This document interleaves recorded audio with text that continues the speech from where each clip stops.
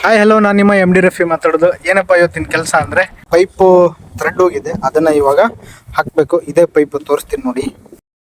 ಇದೇ ಪೈಪು ನೋಡಿ ಯಾವ ಥರ ಹೋಗಿಬಿಟ್ಟಿದೆ ಥ್ರೆಡ್ಡು. ಇವಾಗ ಇದನ್ನು ಥ್ರೆಡ್ ಹಾಕಿ 6 ಪೈಪ್ನ ಇಳಿಸಿದ್ದೀವಿ. ಇವಾಗ ಈ ಒಂದು ಪೈಪ್ನ ಥ್ರೆಡ್ ಹಾಕಬೇಕು.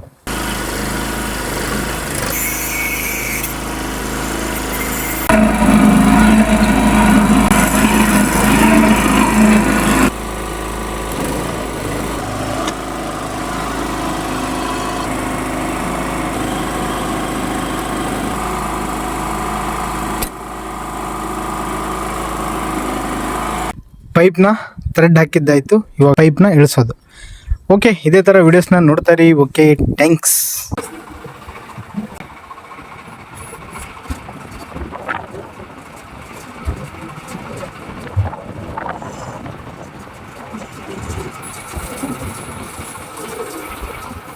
ಪೈಪ್